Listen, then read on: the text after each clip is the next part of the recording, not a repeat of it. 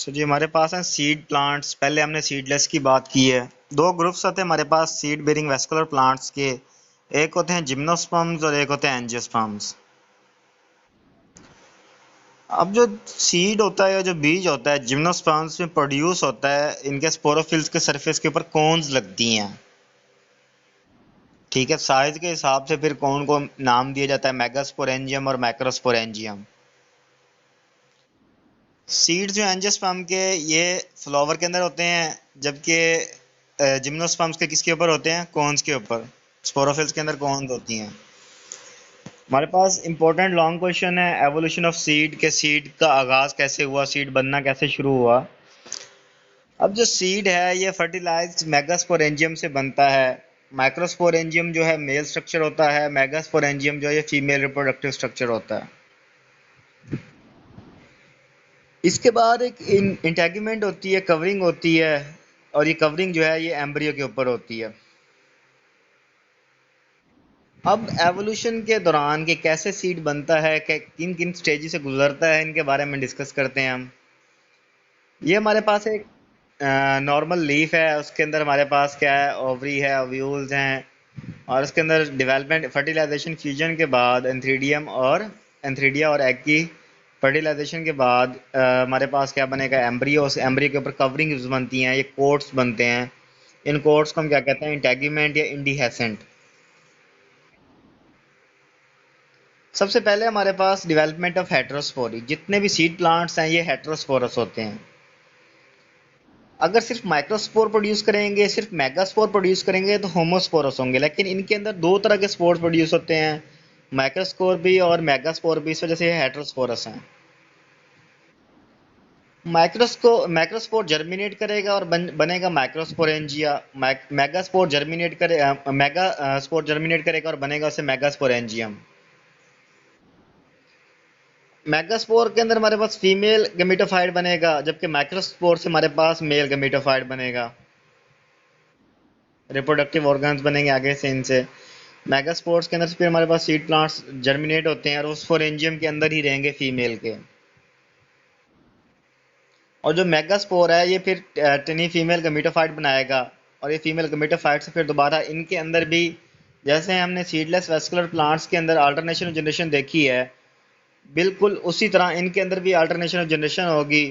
Sporophyte से गमीटोफाइट्स बनेंगे, gametophyte से फिर स्पोरोफाइट बनेंगे। अच्छा, इसके बाद हमारे पास कि पोलन ट्यूब किस तरह बनती है। प्लांट्स के अंदर हमारे पास जो स्ट्रक्चर आता है लीफ का, उसके अंदर हमारे पास पोलन ट्यूब भी होती है, ओवरी भी होती है, कैलिक्स भी होता है हमारे पास। अब जो पोलन ट्यूब बनती है इसका काम ये होता है कि जो एंथर से आते हैं, एंथ्रेजाइड्स, उनको पोलन्स आते हैं, उन पोलन्स को फीमेल के ओवरी के अंदर, फ्लावर के ओवरी के अंदर ट्रांसफर करवाना, ये वहीकल के तौर पे काम करते हैं। हाँ, एंथ्रेजाइड्स, इसमें इसमें हमारे पास पोलन्स होते हैं प्लांट्स में मोस्टली। अब जो एग है ये इनसाइड द ओव्यूल प्रोड्यूस होता है और इसके बाहर कवरिंग होती है स्पोरेंजियम के अंदर ही, माइक्रोस्पोरेंजियम के अंदर। माइक्रोस्पोरेंजियम के अंदर क्या होगा? हमारे पास पोलन्स डेवलप करेंगे, और मेगास्पोरेंजियम के अंदर हमारे पास एग डेवलप करेंगे।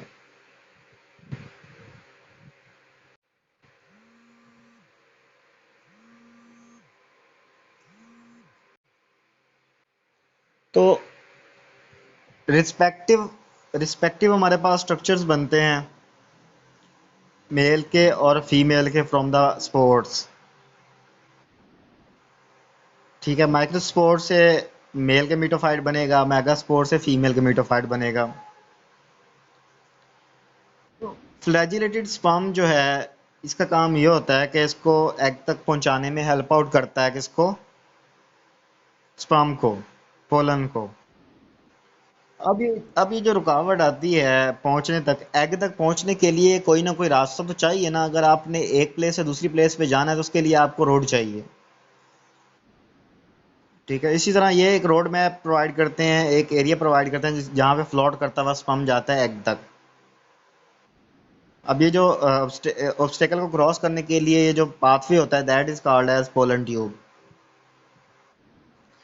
एक दफा पोलन ग्रेन जो है वो कौन तक पहुंच जाए? फीमेल की। तो वहाँ पे फिर फर्टिलाइजेशन हो जाती है, फ्यूजन ऑफ गैमेट्स हो जाती है। फिर जर्मिनेट करते हैं पोलन ग्रेन और मेल गेमिटोफाइट बनता है। यहाँ से फिर पोलन ट्यूब जो है वो ग्रो होना शुरू हो जाती है, ओव्यूल तक पहुँचती है। और वहाँ पर पहुँच के ये इनक्लोज कर देती है एग को, के जो स्पर्म है ऊपर से गिरे तो सीधा एग के पास आए।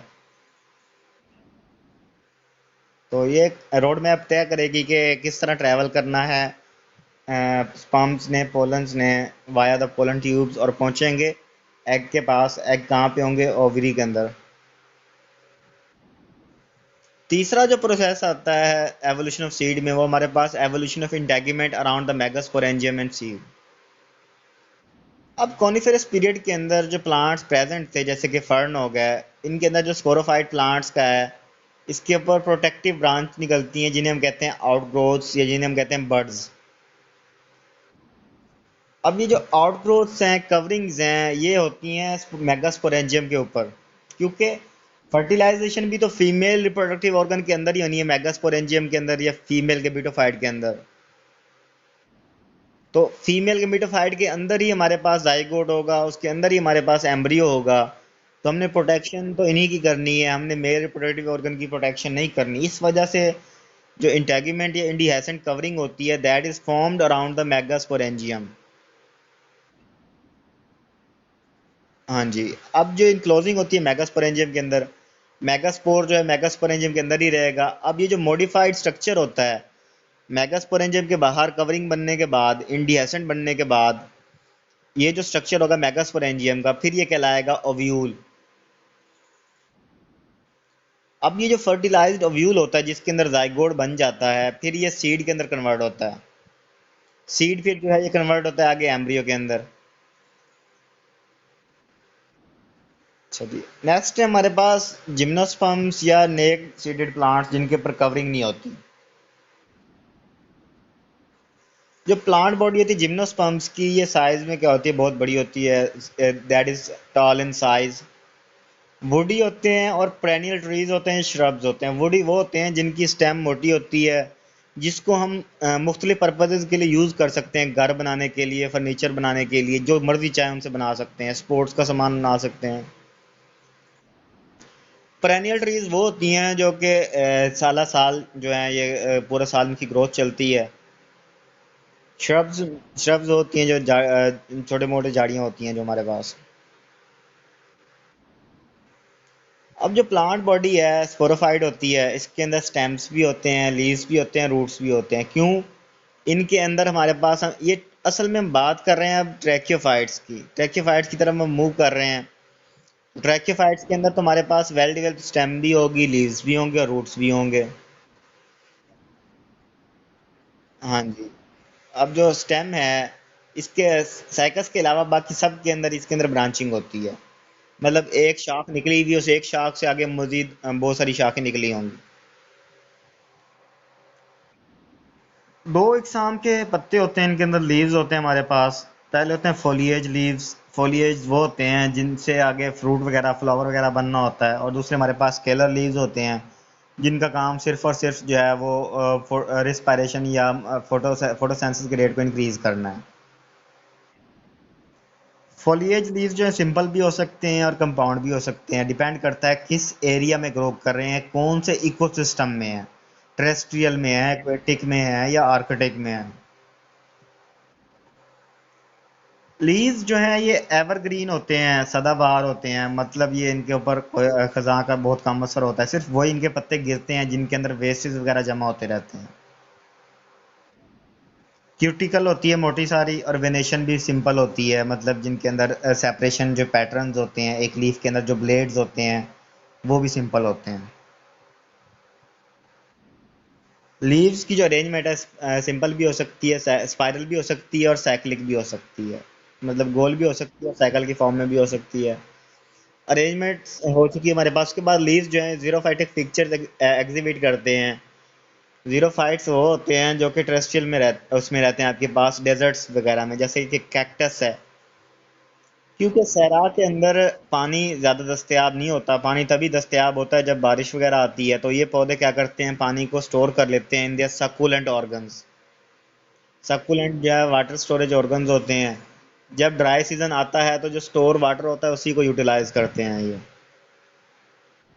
और इनके लीव्स छोटे बिल्कुल थिक क्यूटिकल वाले होते हैं, स्केल वाले लीव्स होते हैं, ताकि रिस्पायरेशन कम हो। उसके साथ साथ क्या हो, ट्रांसपायरेशन का रेट भी कम हो ताकि वाटर लॉस कम हो सके। अब ये पिट्स के अंदर गढ़ों के अंदर दबे हुए होते हैं ताकि एनवायरनमेंट के साथ या इसको इनको सूरज की जो रोशनी है वो डायरेक्टली बहुत कम पहुंचे। वैक्स होती है इनकी सरफेस के ऊपर। वैक्स का काम क्या होता है, एक तो इनको इंसेक्ट से बचाती है, दूसरा इनको ड्राई आउट होने से भी बचाना वैक्स का काम होता है। जाइलम्स के अंदर ट्रैकियाइड्स होते हैं और जाइलम्स के अंदर पैरेन्काइमा भी होते हैं। ट्रैकियाइड्स क्या होते हैं, ये फाइबर्स होती हैं हमारे पास, क्या होती हैं, फाइबर्स होती हैं। जैसे हमने माइक्रोट्यूब्यूल्स का पढ़ा है, बिल्कुल इसी तरह की बिल्कुल थिन सी फाइबर्स होती हैं। पैरेन्काइमा हमारे पास टिश्यूज हैं प्लांट्स के, वेजल्स हैं, जैसे कि हम ब्लड वेसल, तो दिन के अंदर भी वेजल्स होती हैं ट्रांसलोकेशन के लिए। वुड फाइबर्स होती हैं जो कि ये वेसल्स भी और वुड फाइबर्स भी ये एब्सेंट होती हैं इनके अंदर, क्योंकि ये ड्राई कंडीशंस के अंदर रह रहे होते हैं। कंपेनियन सेल्स एब्सेंट होते हैं इनके फ्लोएम के अंदर। कंपेनियन सेल्स क्या होते हैं, जो कि एक सेल, अब देखो, हमने कोई एक्टिविटी करनी है तो हमने किसी पार्टनर के साथ शेयरिंग करनी है, इसी तरह इन्होंने भी एक सेल से दूसरे सेल के अंदर अगर ट्रांसफर करना है कंटेंट, तो इनके आसपास वाले जो सेल्स होते हैं उन्हें हम कहते हैं कंपेनियन सेल्स। कंपेनियन सेल्स इनके अंदर एब्सेंट होते हैं। कौन है यूनिसेक्सुअल होती हैं, एक कौन के ऊपर सिर्फ और सिर्फ मेल स्ट्रक्चर होगा, दूसरी कौन के ऊपर सिर्फ और सिर्फ फीमेल स्ट्रक्चर होगा। स्ट्रेट एक्सिस के ऊपर होते हैं, मतलब स्ट्रेट डायरेक्शन के अंदर खड़े होते हैं ये। जिम्नोस्पर्म्स हेटेरोस्पोरस होते हैं, मतलब माइक्रोस्पोर और मेगास्पोर अलग अलग प्रोड्यूस करेंगे। अल्टरनेशन ऑफ जनरेशन होगी, जैसे हम पहले डिस्कस किया हमने, स्पोरोफाइट गमीटोफाइट के अंदर कन्वर्ट होगा, गमीटोफाइट स्पोरोफाइट के अंदर। पॉली एम्ब्रियोनी जो है कॉमन है इनके अंदर, मतलब एक से ज़्यादा एम्ब्रियो बनते हैं इनके अंदर। और जो सिंगल एम्ब्रियो है वो मेच्योर होता है, बाकी सारे एम्ब्रियो जो हैं फूड की शॉर्टेज की वजह से, स्पेस की शॉर्टेज की वजह से और इन्वायरमेंटल हैजर्ड्स की वजह से जो है ख़त्म हो जाते हैं, डिजेनरेट हो जाते हैं। हमारे पास चार ग्रुप्स हैं जिम्नोस्पर्म्स के, जिनमें कॉनिफर्स हैं, सैकेड्स हैं, गिंको है और नेटोफाइट्स हैं। जिम्नोस्पर्म्स के अंदर सीड कवर्ड नहीं होते, बजाय इसके वो एक्सपोज्ड होते हैं क्लोरोफिल के जरिए इन्वायरमेंट की तरफ। और उसके साथ क्या होता है, इनके लीव्स के ऊपर स्पोरेंजिया होते हैं। रिप्रोडक्टिव ऑर्गन्स जो हैं ये कोन्स के ऊपर ग्रो करते हैं। अगर कोन का साइज छोटा होगा तो वो मेल कोन होगी, अगर कोन का साइज बड़ा होगा तो वो फीमेल कोन होगी। बाकी जो चार ग्रुप्स हैं इनके अंदर बहुत कम हमारे पास ये फीचर्स देखे जाते हैं। तो जी उसके बाद हमारे पास यूजेस ऑफ जिम्नोस्पर्म्स के, इनका कहाँ कहाँ पे इस्तेमाल होता है। पाइन सीड जैसे कि चिलगोजा वगैरह है, ये ड्राई फ्रूट्स में आता है। एफिड्रीन है, इससे ड्रग बनाई जाती है। अब इसके अंदर एस्थमा और रिस्पिरेटरी एलिमेंट्स जो हैं, मतलब जितनी भी ये सांस की बीमारियां हैं, इनको ठीक किया जाता है।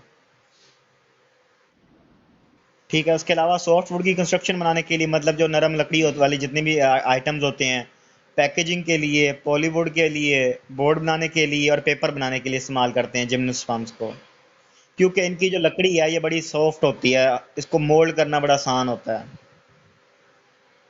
साइकड जो है ये ऑर्नामेंटल प्लांट्स के तौर पे इस्तेमाल किए जाते हैं, नुमाइशी पौधे हैं। वाइल्ड साइकड है, ये सोर्स है सैगो का। ये pure starch extra cellular liquid होता है इसके अंदर, मतलब अगर स्टार्च की कमी है किसी प्लांट को या कहीं पे स्टार्च की ज़रूरत है तो इसे एक्सट्रैक्ट कर सकते हैं। फिर इसको सॉलिडिफाई किया जाता है, स्टार्च को लिक्विड फॉर्म में होता है ना प्लांट से ऑब्टेन, इसको सॉलिड फॉर्म में कन्वर्ट किया जाता है, फिर सॉलिड फॉर्म को एक्सपोर्ट किया जाता है। रेजिन्स हैं, टर्पेंटाइन्स हैं, टार है और बहुत सारे ऑयल्स हैं जो ये भी कॉनिफर से लिए जाते हैं। अब ये देखो, ये हमारे पास पाइनस का ट्री है, ये हमारे आसपास बड़ी अमाउंट में, बहुत ज़्यादा अमाउंट में पाया जाता है। इसके बिल्कुल छोटे छोटे हमारे पास ब्रांचेज होती हैं, उनके ऊपर छोटे छोटे स्केल लाइफ लीव्स होते हैं। ये जो है ये साइकस का है, जिसके ऊपर हमारे पास अनानास लगता है। ये हमारे पास बड़े बड़े लीव्स वाला गिंको है। और ये हमारे पास निटोफाइट्स हैं या फेडरा है, और लास्ट पे हमारे पास है वेलवेट शिया।